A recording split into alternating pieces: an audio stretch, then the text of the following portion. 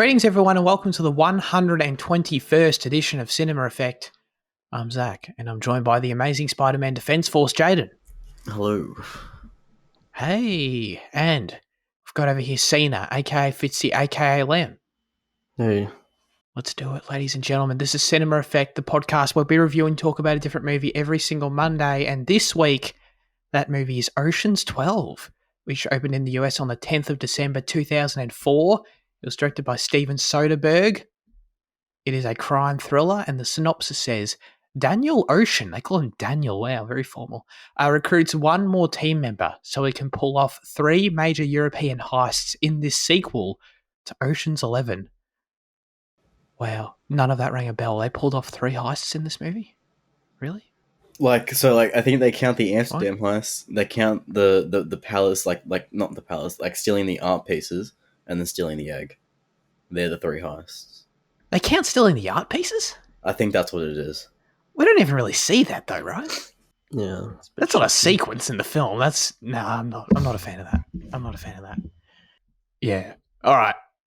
We're in a unique position here. None of us have seen this film, so that's exciting. I'll start with Fitzy. What did you think of Ocean's 12? I loved it. I thought it was hilarious. I thought it was totally ridiculous and pretty self-aware, but I thought it was a great just comedy, I guess. And I do like some of the, I don't know, heist choreography or whatever as well. So yeah, I really loved it. Wow. Okay. I didn't really like it, but I feel like I have overlap in that. Like the parts I liked most were I laughed a fair bit. Like I did find the comedic scenes pretty solid. But the second this movie gets into plot, it's just nonsense. I just can't with it. I really could not get into it from a story perspective, character perspective at all. But yeah, no, I especially mainly for me, the first 30 minutes I did enjoy. So yeah, Jaden, where are you at? Yeah, I thought it was great. Whoa! Oh my god! Way better than the first one. I definitely add it in between you two because the plot isn't much and it feels like the whole just calling it 3 heists on its own is a fucking. Oh, it's just. But it is endlessly entertaining. I loved every fucking second of it. Pretty much. Yeah, it was great. Even Julia Roberts, she was bearable. As Julia Roberts. Oh my god! Yeah. Can we do a 20-minute breakdown of that whole thing? Oh yeah, Bruce Willis was there. You should love it. Yeah, Bruce Willis was there. Yeah. I don't know how I feel about.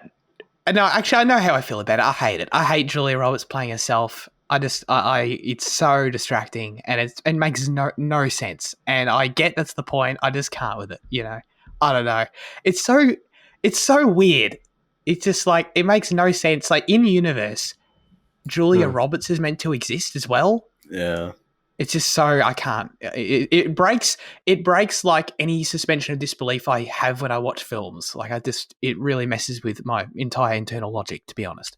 I mean, there's so much about this movie that doesn't make sense. So many random interjections and shit, and the relationships and motives are all over the place. Matt Damon's mom turns up to save him. I'm so confused by that. What's the old guy? The old thief guy. Saul? His relationship with Lamar. Oh yeah, Lamar. Oh, sorry. Lamar's relationship with Vincent Cassell is kind of, I don't understand that either. Why he betrays him, and I mean, yeah, the film's not. It doesn't have much attention to detail or anything. It's not very consistent at all. But yeah, I don't think they cared at all. I mean, the Julia Roberts thing is the prime example of that. Right. Into the film. Yeah. No, that makes a ton of sense. I mean, it's inherently a bit weird and confusing, obviously, but I was even more confused when didn't Bruce Willis call her Bruce Willis thought it was Julia Roberts, but didn't he say where's Danny? Yeah, that messed me up so much. I had to think about that for 10 minutes. He's like, where's Danny? I'm like, what? Yeah, I thought it was in on it for a second as well. What the fuck? Yeah. So I thought, oh yeah, no, he's friends with Tess, and then he's going a lot, but no. Must be It another was journey. Yeah. it was so bizarre. I couldn't even. Oh my god! I needed like a video essay about just that component alone. It was so weird. But I mean, no. I mean, Bruce Willis was fun. I guess like him being there just in itself is cool. So like I can get behind that. But did you like it, Jen? Did you think it was funny? Well, Bruce being there, yeah. Oh, but and just the whole Julia thing, that whole scene. Oh, I mean, I don't know the whole scene. Yeah. No, I did. I'm not gonna Okay. talk shit. Yeah, I know. Okay. I was gonna Okay. talk shit, but I'm like, I've talked enough shit about her. She's. I'm so down to keep doing it, bro. We can do it next month too. Oh, The yeah. goddamn. I must admit, the best part about it for me was in the credits when it came up and it said introducing Tess as Julia Roberts. That was pretty funny.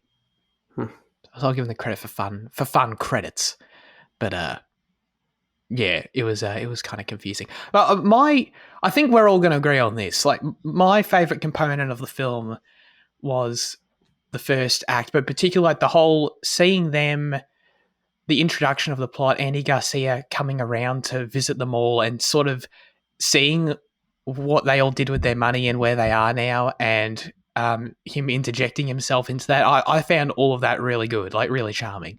Him, it cracked me up so much how he just kept walking into every scene, just poking everyone with his walking stick for no reason. I don't know why. He just kept hitting people with his stick. I'm like, dude, watch out, bro. It's unbelievable. No, that shit was really good. Especially, I don't know his name, but the dorky guy, like doing the stand up, all that sort of stuff. They were all like funny scenes, but yeah, he's like an evil villain kind of character. He's like all dressed in all like dark clothing and stuff, and his glasses. Yeah, It's very like campy, I guess. Yeah.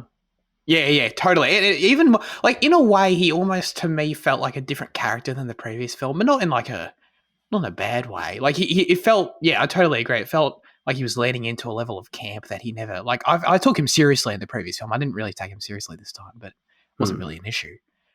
I just like Andy Garcia, so he was fun. But what are some other one of those examples that I really liked? I can't remember. There was another one for sure. Chinese guy was in a big mansion. Oh, that was kind of cool. Yeah. The twins' wedding, like rehearsal. The twins. No, that was the one I missed. Yeah, for sure. That was great. I really enjoyed that. I mean, was this? It was I feel like it was a thing in the last film, but I don't recall that it sticking out to me, or maybe it didn't lean into it as much. But everyone understanding the Chinese guy. Oh. Like everyone just understands what he's saying and I think responds the to last it in one, English. I think it was like the opposite in the last one, wasn't I think, it? I think didn't only one of them understanding? I think only one of them did like get what he was saying. In both films or the first one? In the first one. Oh, okay. But everyone got him this time, right? Yeah, I think like there was like a lot of assumed kind of like. I found that enjoyable. Yeah. Like Fitzy brought up the same way. He's like talking to his girlfriend, whoever it is, and like they're just both speaking different languages, but she's like arguing with them. It's pretty funny. I do agree with that. I don't really understand why it took Andy Garcia 3 years to find these people, but I feel like the plot's so convoluted that I definitely might have just missed something. Well, he wasn't gonna find them. Like they were well hidden. He only found them because Vincent Cassell told him. Oh, that's right. Thank you. Yeah. Absolutely. Okay. At the start, I was confused by that because you know how he rocks up to George Clooney's house with the same two bodyguard dudes from the end of the first film. Yeah. And my head, like, in that moment when that happened, I was like, "Wow, these two terrible bodyguards took them 3 years to find this goddamn house. They've been just on the case for that long." But makes way more sense. Oh, they were completely useless, actually. At the end of the first film, they were following them in their car. And then I guess they proceeded to just stop following them at some point and just, like, lost track, Useless. Terrible. They went to Macca's, had a break, and lost them. They're, like, exactly on their tails. Like, we can pull over and get a thick shake right now. Do you want to do that? Yeah, sure, yeah. That's good. But then I really just enjoyed everything then. Where the group gets back together, they debate about what their name is, and they discuss how much money they owe, or how much money they spent. That was all really good. Good chemistry there between them all. George Clooney having a good time. Wait, so there was that guy, like the stand-up guy, the kind of awkward stand-up guy. Did he say he lost all his money on interest, so that money just like dissipated? Because Is that what he said? he said he was like staying at home with his parents. Oh no, he he didn't spend any. He just Yeah, that's right. just saved everything. Just He's spent all yeah. his money. Well, that's what I'm saying. Because he said he was down because of interest. Because he asked like, "What does interest do?" And someone said like 1 million a year or something. Then he said something like, "I'm down 7" or something, or no, I'm at 7 or something like that. Right. I just want to hop on it early because I'll probably figure it out later. But Please do. you know, like last week we were talking about like, and I, spoiled it for you about like how there's going to be a returning, like there's an old enemy becomes a friend in the third one. Is that going to be Vincent Cassel now? Because I thought it was just going to be Andy Garcia because that was the only kind of villain we were introduced to. Oh, good point. It's probably going to be Vincent Cassel like joining up with them, right? Yeah, I don't see Andy Garcia joining up with them. I don't really see how that makes any sense. Yeah. But I mean, hey, nothing makes any sense in this franchise, so why not? I guess that could happen. Yeah, that's good, actually. That's a good theory. Everyone put a, what do you call it? Put a pin in that till next month, for sure. How do we feel about Vincent Cassel? I just like watching him on screen. I don't know. I wish he was in the film more, I think, is just my main takeaway.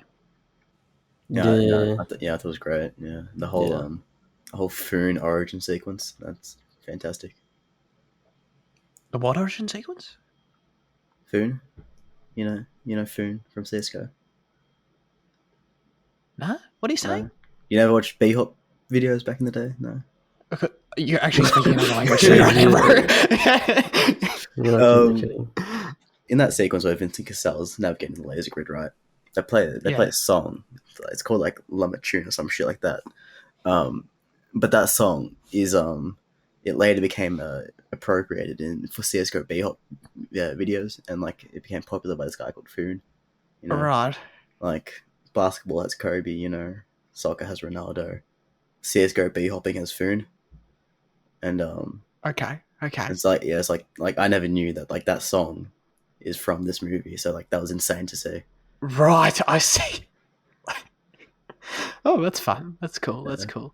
I do have some trivia about that, actually. Vincent Cassel did not need a stuntman for the laser dance. He's an expert in, I don't know, God help me, capoeira?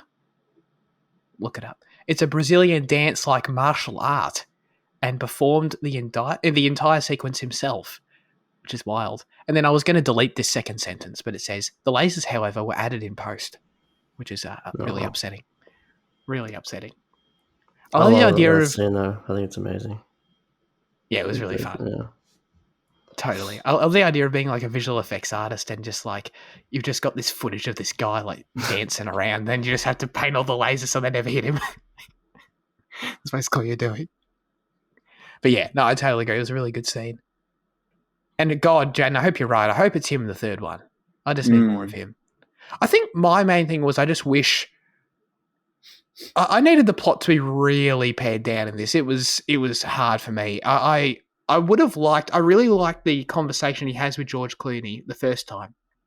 And I would have just really enjoyed if...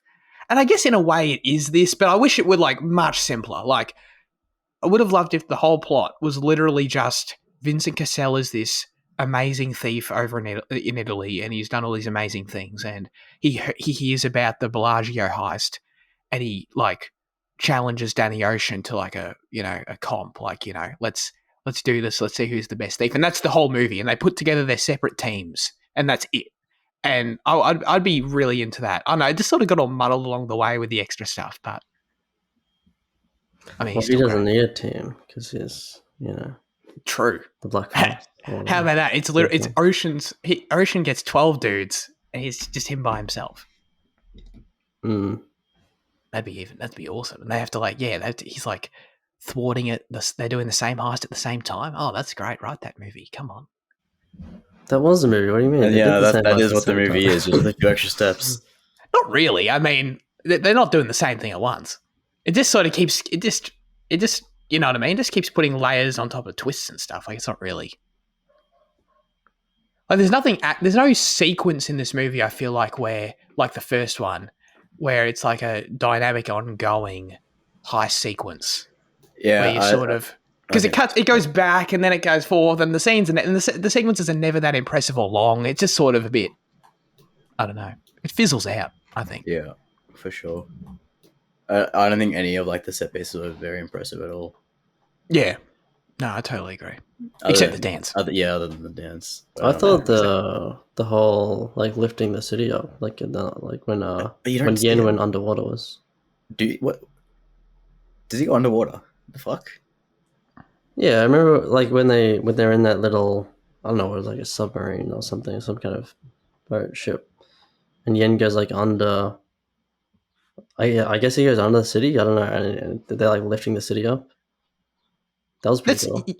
Yeah, but it's, I don't know. It's, I feel like I'm just sort of told they did it. Like, I know there's that scene where they go under the water and they're like prepping it and stuff. But then after that, I'm just sort of told that they did that. I'm like, okay, yeah, it's not really a sequence that unfolds before your eyes. Like, it's just sort of all right, you know. Yeah, that's more how I feel. It's a cool idea. Yeah, it's a cool idea. Like that's actually the perfect example. That particular one there of the house. What's it called when you don't leave your house? I can't remember. Agoraphobic. Yeah, like that whole sequence with that particular aspect of the heist, like that's the perfect example of that could have been really cool, but instead it's sort of just told through like a couple of flashback scenes and like the I don't know, Brad Pitt's ex-girlfriend like sort of just walking through and like figuring it out. It's a bit boring. I don't know. She does a lot of assuming as well, which isn't really good detective work. She really does, actually. Yeah, I don't know. That particular aspect of the film, like, yeah. Say what you want to say about it. I'm unsure at the moment about it. To be honest, I'm a bit iffy. Well, like I get what you want. Like you want like a more traditional like heist, like montage kind of thing, or like not montage, but like an actual like set piece sequence. You know, that's not told just in flashbacks. But I feel like this movie, the whole movie is like exposition. The whole movie is like that. Like the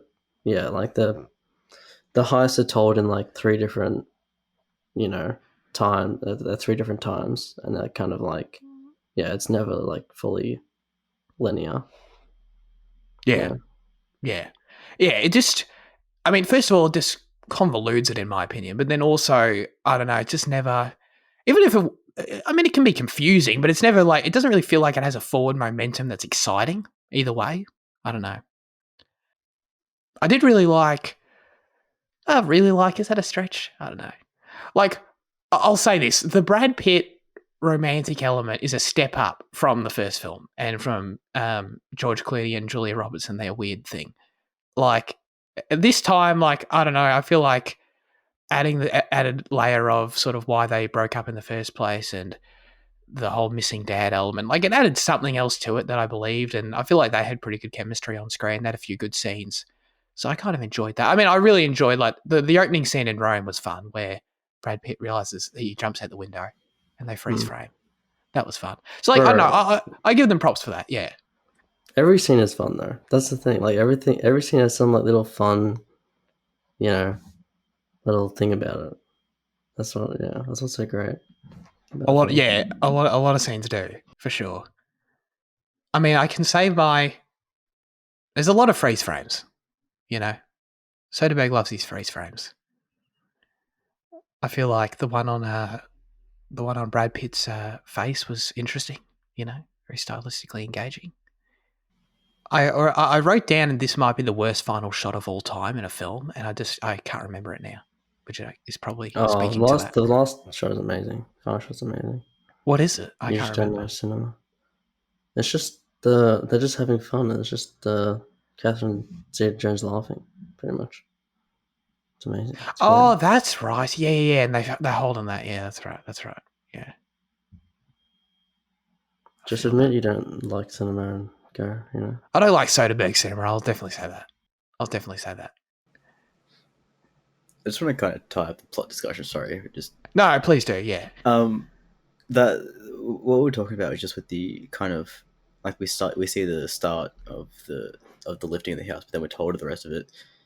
It happens again in the most egregious way for the final heist for the Fabergé egg, and it's just so that there is just nothing in that part, because like we just see like this, we just see like totally. this the third part of the play, which is the stumbling around trying to do it, but then we're told that it's been an act for the past 50 minutes, and that's a very unsatisfying thing just as a viewer to be like, well, that's kind of shit. It's just not a great, like, I don't know, device of I don't know, this device of starting and then just kind of cutting it short and then just revealing the rest to us through spoken word is kind of That's when they, for me, I think that's when they reveal like the egg was the egg that Vincent stole was a replica, and they just tell me that. I'm like, okay, yeah, no, totally, I totally agree with that. Oh, speaking of, sorry, I will go back to Soderbergh Cinema for a second. I officially wanted to say that I hate cuts when the position of the frame hasn't changed.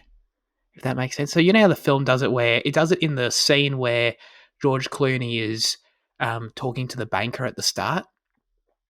And I mean, this can be done effectively.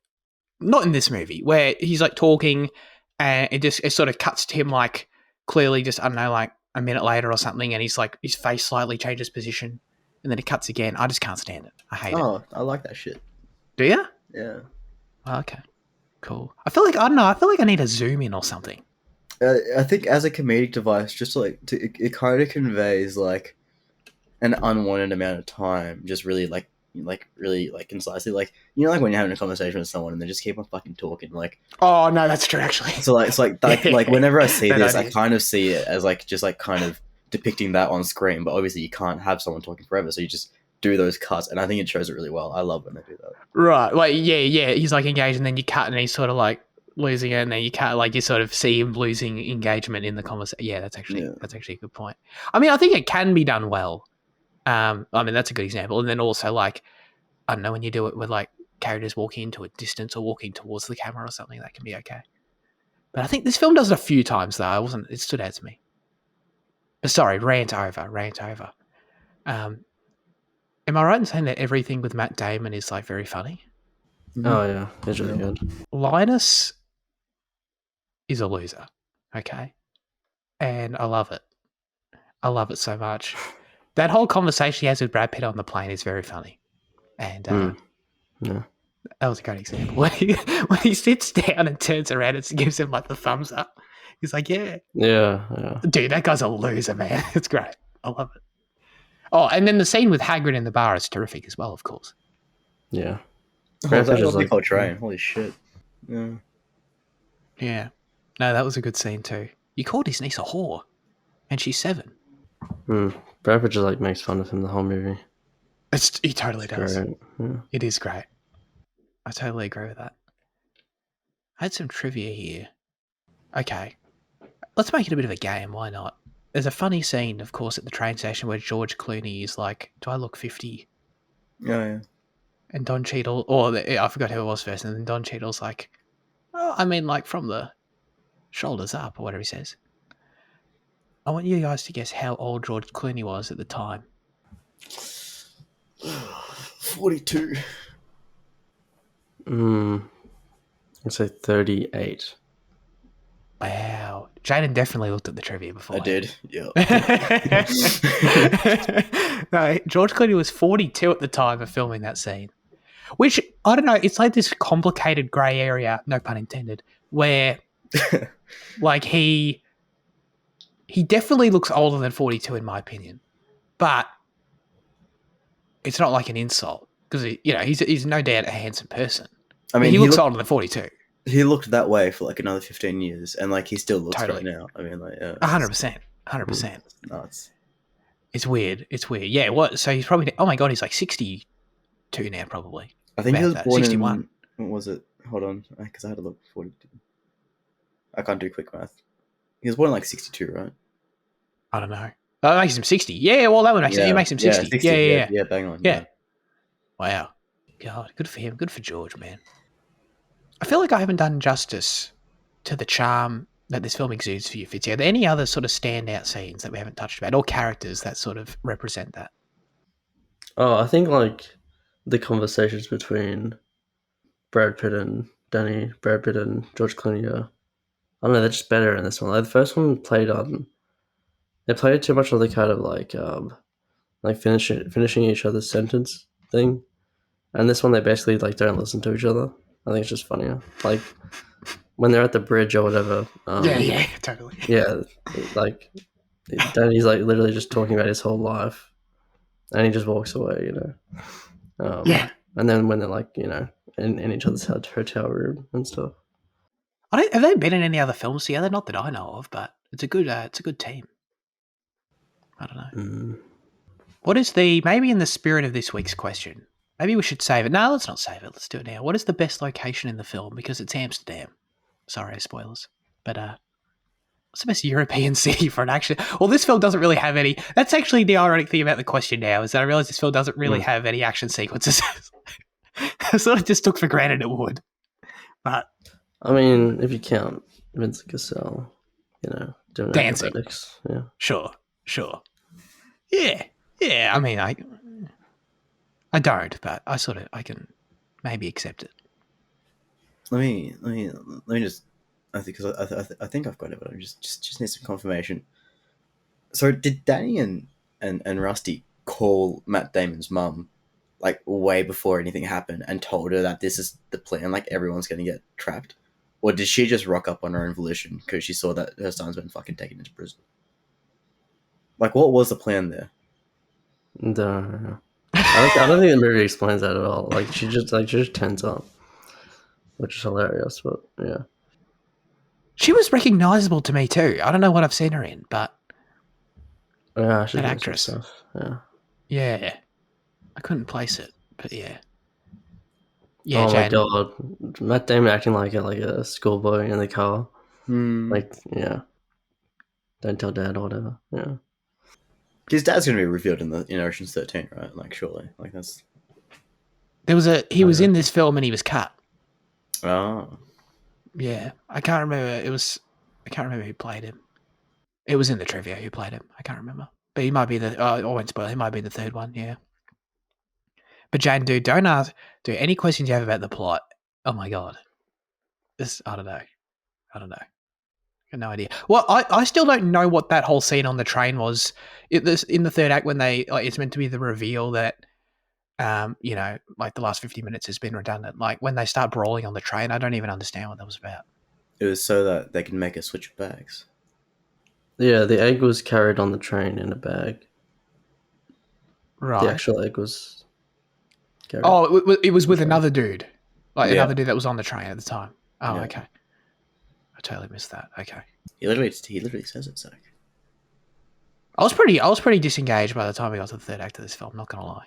I was pretty out of it. Okay, this is gonna be another dumbass question. Oh my god, what's her name? Brad Pitt's girlfriend's dad.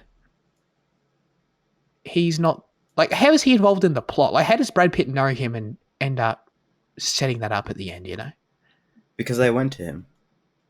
Danny. He was the one they went to in that scene where like George and Brad went to him. Yeah. I see. Okay, cool. Okay, that makes sense. Because I don't think you see his face in that scene. I just didn't connect that. Very good. Yeah, that was, what's his name? The French thief. Oh, yeah, Lamarck. That's it. Lamarck. Yeah.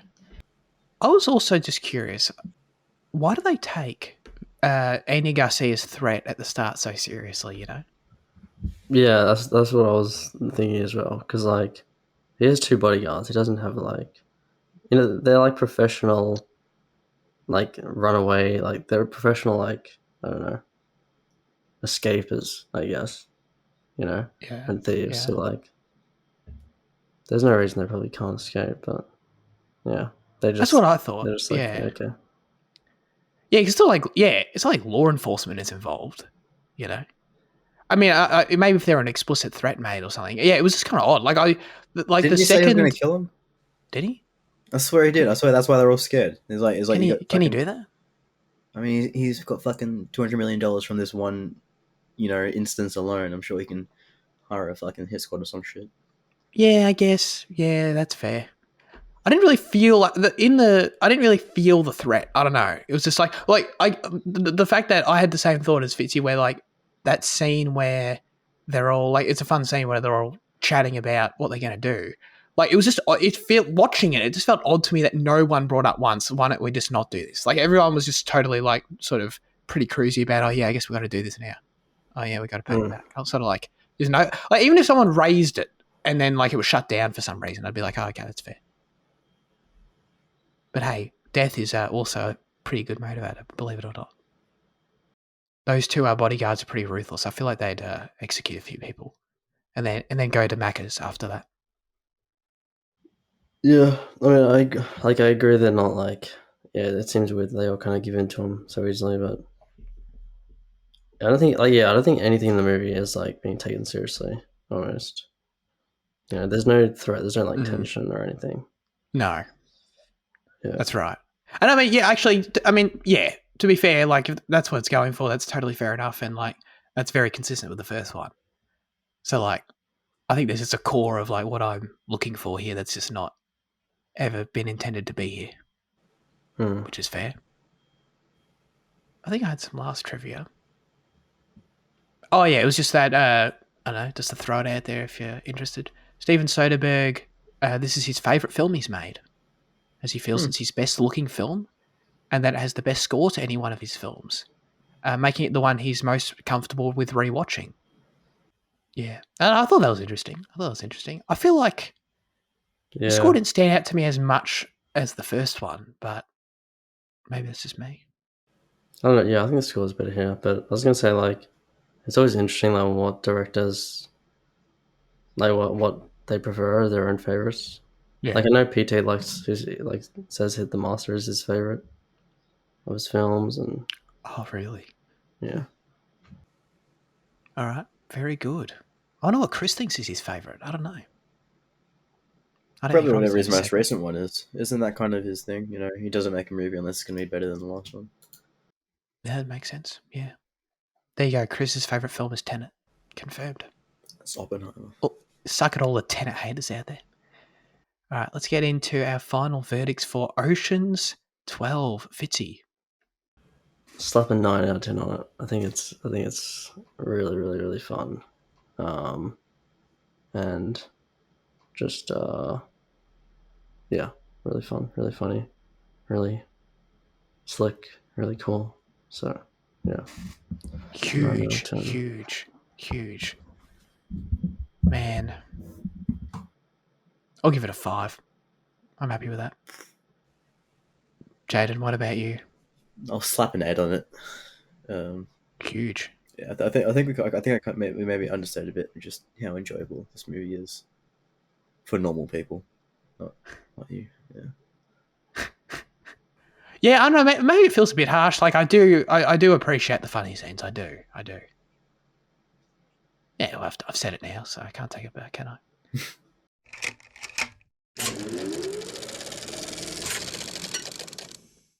Let's get into news chat. Jaden, there's a Community movie happening. What? Correct. How? When did the show finish? 2015. Wow, really? And from season 1, there was this promise of 6 seasons in the movie, right? Really? Oh wow, that's cool.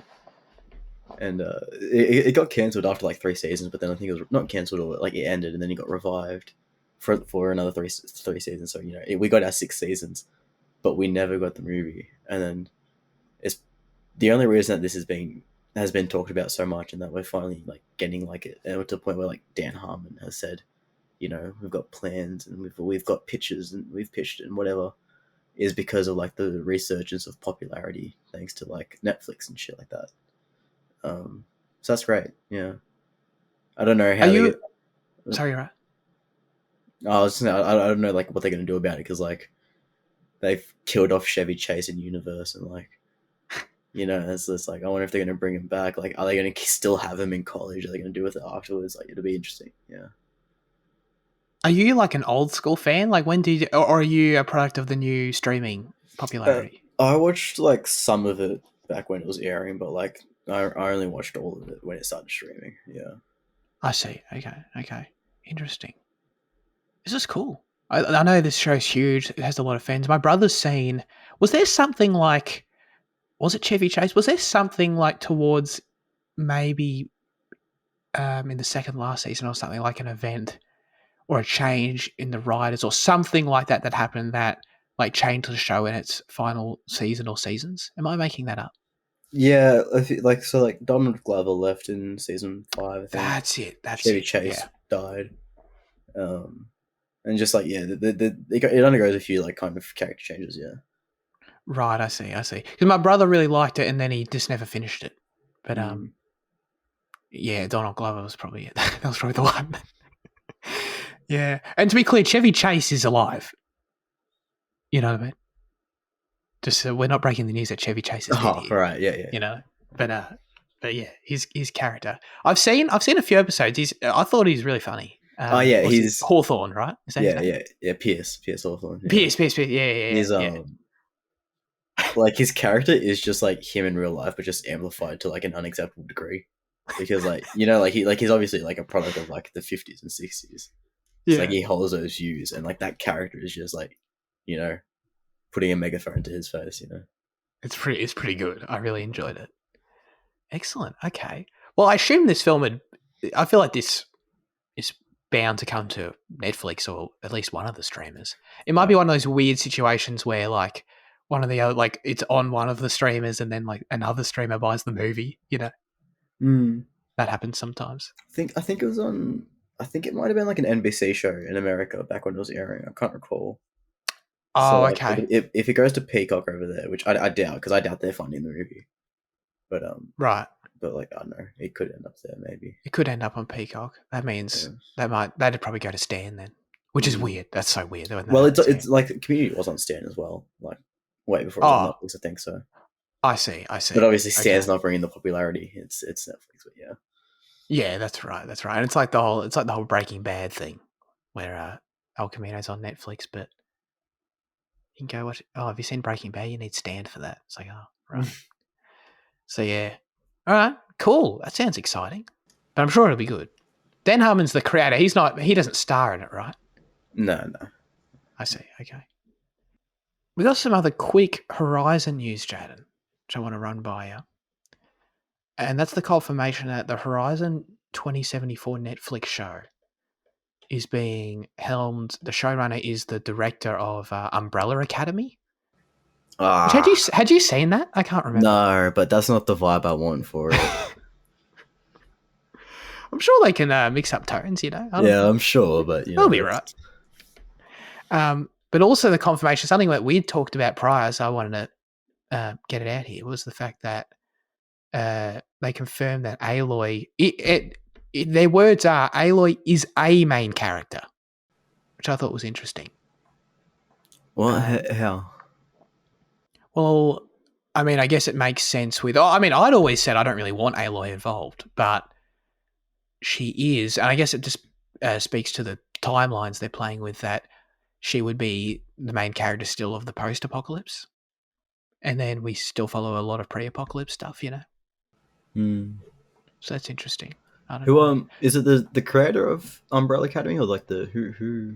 Yeah, good point. I want to get that right because I want to see what else this guy's done. Umbrella Academy, Steve Blackman, director. So what does that mean? Does that mean he's directed a couple episodes? Like that's not really. It's kind of vague. Oh no, he created it. Oh, he's the creator. Yeah. Okay. He did some writing. Yeah.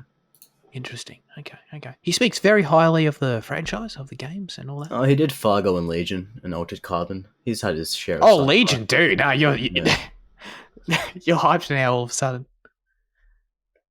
Cool. Okay. I mean, I feel like this is something that you talked about, like right when this show was announced, and I was sort of skeptical of. But it seems now, like more than ever, it's just they're going in the direction of Aloy being the character of the split timeline thing. Aloy's a main character, and Elizabeth's a main character. That sort of seems like the most obvious thing to do. Yeah, I wonder if they're gonna. Yeah, that's interesting. Do you reckon they'll have one actress playing the two of them? I mean, you sort of got to. For it to make any sense, really. That'd be cool. I think that's kind of unique, though. Like, I don't know. Maybe I'm totally blanking, but I feel like like that is quite unique to TV in terms of like I don't know of any other show that does something like that where it, you know, it's the clone of and you sort of follow the same actress in different times. Like that's kind of cool. Yeah. And I think that's a good direction to take the show overall because like seeing the parallels between the two, I feel like is a lot more interesting to dive into on TV compared to, as I've said, like Aloy is like a cool character, but she's like a video game ass character. Like I don't really need a show about Aloy, but if they can sort of compare her with Elizabeth and dive into the character that way, that's sort of I can see that opening up and making more sense. They need to fill some episode times, you know. Do you reckon Carrie-Anne Moss would rock up? That'd be cool. That'd be cool. Why not? Sure. Honestly, she could be like a main character of it, to be honest, as well. I mean, even in the pre. Yeah, in the pre. Yeah, is what I'm talking totally. About. Yeah. Yeah, absolutely. That's always the stuff. That's always the stuff I like the most in the games too. So if they just lean into that hard, that's awesome. Hmm. And I think it'd also be more interesting for like a general audience as well to sort of see this not so distant future dealing with, you know, climate change and all that sort of shit. Like I feel like that's more poignant and interesting compared to like the post-apocalypse is much more interesting for a game because you get to like run around it and explore the world. But on TV, I feel like yeah, absolutely, yeah. I feel like that makes more sense for a game, and then going pre makes more sense for a show. So I don't know. They seem to be making the right choices.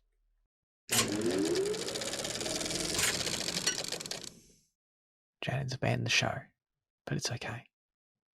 I can get Fitzy back in now for our highlights of the week. Woo! Fitzy, what have you been watching? Do you want me to talk about 6 Feet Under or Nope? Because I don't know how much I want to say about Nope because it's kind of... It's like is 6 Feet Under the Ryan Reynolds one? Fuck no. What am I thinking of? I don't know, but it's definitely not Ryan Reynolds. Okay. There's a Ryan Reynolds show where he's buried underground and it's called something like that. Anyway, I'm sorry. I know the show you're talking about now. Are you talking about 6 Under the Michael Bay movie? No, I'm talking about Buried. I'm sorry. I'm talking about Buried. Please, I know the show you're talking about. Is that Ryan Reynolds in Buried? Yes. Okay. Interesting. Yeah, what should I talk about? I don't know. You're talking about 6 Feet Under? Yeah.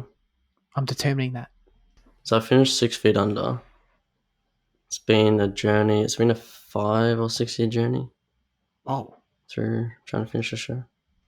But yeah, 6 Feet Under is amazing. I think it's like the best, like just plain like drama TV show. Yeah, like there are other like the other like masterpiece, masterpiece label TV shows that are more like exciting, like Sopranos, Breaking Bad and stuff. But I think just pure like, life relationship dramas is like the best and most like real feeling. Of just best writing and like acting and shit. So like I guess like the most obvious themes are like mortality and stuff. Like every episode starts with like a death, I guess, is like a funny or interesting death at the start of every episode where like that person goes to the funeral home. Then that's like the center of the show. And yeah, it just follows like this one family and like Rico also, who like works at the funeral home. And yeah, it's just that's what I mean by like it's the most like plain like drama kind of. It's very plain drama. Like there's nothing really different about it. Like, they're not they're not monsters. They're not violent people. They're not different in any way. And like the fact that the show is so like successful, given that there's no like twist to it or anything, is like really amazing. But like I guess the themes kind of develop like the characters' lives. There are some deaths and stuff, and the show centers around death in that way. But it also kind of becomes about change. I mean, especially in season 5, it becomes like it's so like I don't know, like some of the characters like go through so much, and it's like kind of just it's about like I don't know, it kind of becomes about suffering as well. But yeah, the show's really amazing. I definitely recommend it. Yeah. Awesome. I've just added it to my watch list because I know you've talked about it before, but it's just totally. I never see it come up in like favorite TV show of all time conversations, but it's got an incredible score here. So I'm like, dude, why? Yeah. Oh yeah. I mean, the show's popular, no doubt, but I don't know why. Like, I've just never hear it talked Yeah. about. Don't look up anything about it because like, I got spoiled for something. So. Oh, cool. No, it's all good. I've just added it to the watch list there. Oh, this shit's Awesome. old. I thought you meant like it was a running thing. Oh no. I was just like that's the thing. Like with The Wire and this show, like I definitely have started and stopped it like multiple times. I think that's because either of them are like both of them are like amazing in every way, but it's like they're not as like they require a lot of attention, and also they're not as like immediately gripping or exciting as like Breaking Bad or something. Just because Right. like what I'm talking about, like there's no like massive plot or anything. That makes sense. That makes sense for sure. It's like why Jaden refuses to watch The Irishman, you know? Yeah. It's the same thing. It's the same thing. Honestly, yeah. I haven't really got anything except to say I'll just quickly. I finished season 1 of Succession, so I feel like I can, finish the season. I can say something. Oh, dude, this show's incredible. It's like it's definitely in the conversation of one of my favorite shows of all time already. I'm just like so into it, and I don't know. Like everyone knows this, obviously. It's winning all the nominated for all the Emmys and has won Emmys and shit. But I don't know. I just feel like it's so well acted and written that like pretty much every scene has me physically react in some way, which is like something I've even for my favorite shows, like it doesn't really happen. Like usually I'll just sit there in like in just quiet engagement and enjoyment, but like every scene almost has something where I like either laugh or cringe or like get excited or like I don't know. It's like it has me up and about. It just speaks to the quality of it. I think where like every scene clearly has such a designed to elicit such a reaction from the audience, and it just nails it every time. Like there's never a scene where I'm like, oh, I think I was meant to find that funny, but I didn't. Like that never happens. So yeah, it's awesome. I can't wait to keep going. Jaden, what about you? I started watching this show called Evil on Stan. I thought you know how there's a clear distinction between like network shows and streaming shows, right? I thought this was a streaming show, but it's a Paramount because it's a Paramount Plus show. But watching this, I realized that Paramount Plus is just network TV, just on fucking Paramount Plus. So it's way more networky than I expected it to be. But like it's like the first 3 episodes, which is how far I've watched, is still good. Like it's good enough for me to watch. It stars Katja Herbers, who was in Westworld. She played Ed Harris's daughter. Oh yeah. And she's like a psychologist, and she's a forensic psychologist, some shit like that. And she teams up with a priest and a Muslim hacker, and they go around investigating like miracles and possessions and shit like that for the church, and trying to like determine if they're real or not. And Oh, interesting. it's pretty decent. And there's like there's an okay horror element to it. Like I started because it's horror television. There's very very rare is that horror television that's actually good. So I thought, here, we'll give this a go because it's 3 seasons in, so it's going to be, if it's been greenlit this long, then something must be right. Sure. And there's this like each episode has this like cool like sleep paralysis segment so far with her and this demon, and it's pretty campy and cheesy kind of, but like it's still like got a decent amount of terror to kind of carry through, to the point where like that night I was like, shit, am I gonna see this cunt? I was like so yeah, that's okay. But yeah, so that's what I'll be investing time into for a while. Interesting. Is it like 26 episodes a season? Nah, it's first season's 13, so I assume it's gonna be similar to that. Oh, okay. Yeah. Okay. Oh, It just feels so networky, and if you watch any of it, you'll see what I mean. right, but you like Doctor Who, so you're in. But yeah, but that's another thing. UK network and US network is once again very different. Yeah. Interesting. Yeah, I get that. I respect network TV. I'm not going to lie. I don't watch a ton of it. I'm talking about network dramas, to be clear. I respect them. Like, there was an episode of Law and Order SVU on. I like watched, I don't know, probably like most of it a couple of weeks ago. And I was just sitting there sort of like, I haven't watched one of these in like 10 years. And I was just watching it and I'm like, I'm impressed by this, to be honest. Like, they pump one of these out a week and it's pretty good. Like it's not, I'm not going to sit there and like, watched the whole thing or anything in terms of like the whole series, but I'm like, it's well acted. It's like got an interesting plot that keeps you guessing, and it's like, it looks pretty decent. I'm like, yeah, like you can't really complain with it. Which the efficiency they put these out, it's pretty impressive actually. So I respect that.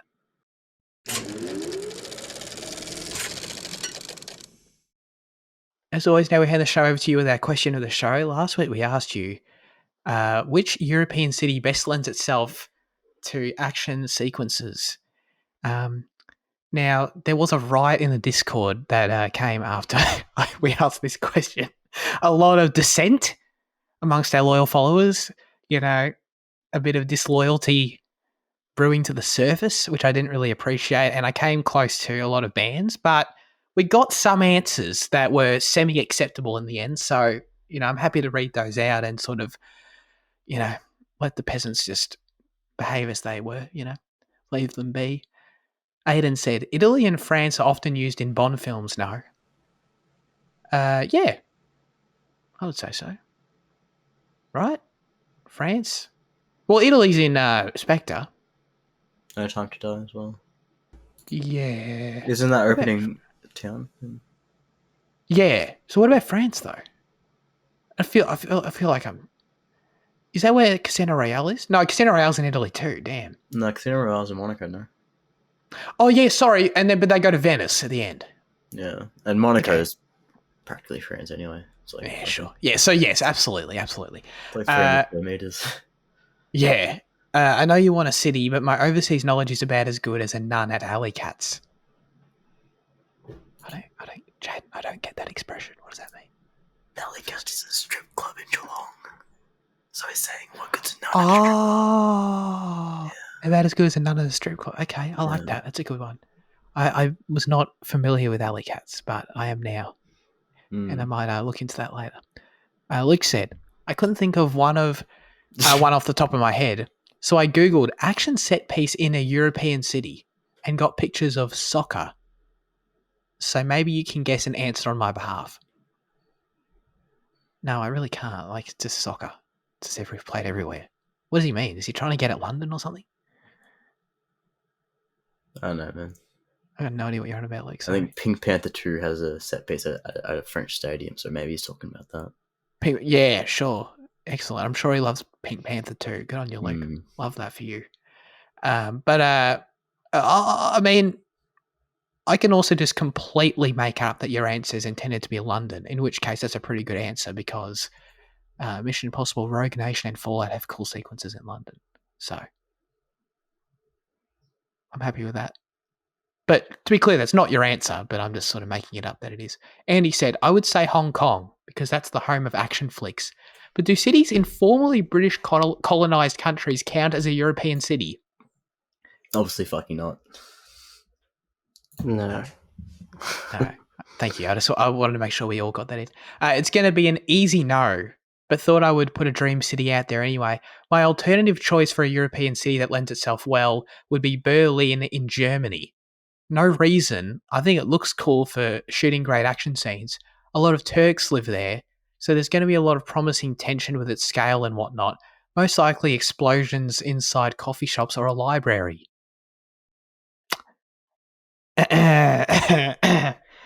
Water. I was about to say thank you, Andy, but I don't think I should. Okay. Now we go to our answers for the best question we've ever asked. Jaden. Yeah, tough one, isn't it? I was hoping to come into this week with an interesting answer, something like, oh yeah, bloody, Endor or Laval or some shit like that. But like, I don't know, it's just Paris, innit? It's just Paris just lends itself so well to that stuff, Mission Impossible, Fallout, and I don't know, Bastille Day, and it's just a great combination of just just using public spaces and just the historic look and just blending that shit. Paris is great. Yeah, I totally agree. Now, just because I don't want to be an idiot, Paris is like where the second act is, right? Yeah, where they get Sean Harris out. Yes, incredible. Like that is in my top 3 action sequences of all time. So like by default, it's there. But also, I genuinely do feel like the following motorcycle chase that Tom Cruise just like darts around the city on, like does really like do justice to the city. And like I think of the city when I think of that scene. Like it's not just like, oh, we're in some generic place. Like as much as I love some of the Bourne films, like those car sequences, I never really think of like they're never synonymous with the city in my brain like the Paris one is. Except I just had to question if it actually was in Paris, so maybe I'm lying. But no, I totally agree with that. It's a great answer, Liam. I don't know. I really researched this question. I guess Paris is. Yeah, the car chase in Bourne is in Paris. I mean, in Identity. I feel like that's kind of. Oh, it was too. Yeah, there you go. Yeah, Paris. I don't know. Yeah. Wow. Okay. What about Moscow? Isn't that in? That's in Supremacy. Or was that in? No, that's in Supremacy, right? It's When in, they drive around Moscow. it's in Ghost Protocol. It is in Ghost Protocol too. Yeah. God, that's a good sequence. Isn't that the one where they put up like the projected wall Yeah. in the hallway? Oh, that's Yeah. awesome. I love that. That's great. Where does he escape from the prison? At the start of Ghost Protocol. I don't know. Yeah, I don't Isn't know that what like that is. Is that like an? Is that like an Eastern European? No, I think it's Russian. Yeah. Very good. All right. There you go. Are you happy now? God, dude, this next question, I think it's a pretty good question this week. But I mean, if everyone writes again, then we might have to cancel the segment, you know. But we'll see. We'll see. As always, we'd love you to submit your questions, thoughts, reviews for next week's film in the YouTube comment section. Send us a DM on Instagram. Join the Discord. And as long as you don't riot, you won't be banned. This week, we're asking you, which Masterclass would you watch first? Now, I feel like it's sort of poorly worded because it needs like a preface. You know, Which everyone. Masterclass do you most want to watch? Yeah, no, that's much better. Yeah, thank you. So, everyone, you know the Masterclass website? You can go there and get like courses from like famous people, basically, in all different fields. You gotta, if you don't know off the top of your head, like you haven't been advertised, I've been advertised a bunch by these people, but if you haven't, you go and have a look, and there's some bangers in there. For sure, there's going to be something that appeals to you, but let us know which one. Jane, I've already forgotten how you just said it, but I need to write it down. Which Masterclass do you most want to watch or some shit? Do you most want to watch or something? Yeah, very good. We don't know what Spooky's going to write. Like, he's going to put in that exact copy pasta he's put in for like the past fucking, 7 answers that he's used it for. No? The Hans Zimmer one? Oh, of course. I didn't even... Dude, I completely forgot Hans Zimmer had a masterclass. Well, like 5 others came to mind first. This is why this is a good question. Other than Spooky's answer is going to be not good, or it might make me laugh actually. But there are a lot of quality answers. Considering I didn't even think of Hans Zimmer. Are you kidding me? Oh my god. Okay, so yeah, there's going to be something for you. Maybe a bit of Gordon Ramsay flavor. I know Liam wants to be rich like Richard Branson, so there's a lot of options out there depending on what your life ambitions are. So let us know. Let us know what your life ambitions are too. All right, that's it for this week's episode of Cinema Effect. Thanks everyone for listening. Fitzy, what are we doing next week? 13 Lives, which is on Prime. And it's a movie, not a documentary, but a movie, a fictitious, I mean, maybe not fictitious, but it's a movie based on the Thai cave rescue. There's an actual documentary that released like around this time as well, right? Called Thai Cave Rescue. Yeah. Yeah. The Rescue. I've seen The it. Rescue. Yeah. No. Who wants to watch the boring documentary with the real people when you can watch goddamn Viggo Mortensen on screen, bro? Come on. You kidding me? I could spoil the whole movie right now, though. Oh, yeah. I think we all followed the news story, Liam. I think we all know how the movie's going to... I didn't follow this. No? Okay. Oh, you hadn't heard of that? Thai Cave Rescue? Oh, of course I heard of it, but like every detail wasn't, I didn't know every detail when it came out, Right. Okay. All right. Interesting. I mean, I wonder who's going to play Elon Musk in the film. That's my question. Tom Cruise. That's what I'm excited about. Tom Cruise. Nice. Awesome. I can't wait for that cameo. All right. We'll see everyone then. Thanks, Jada and Liam, for joining me as always. Thanks everyone for tuning in once again. We'll see you next week, maybe. And goodbye.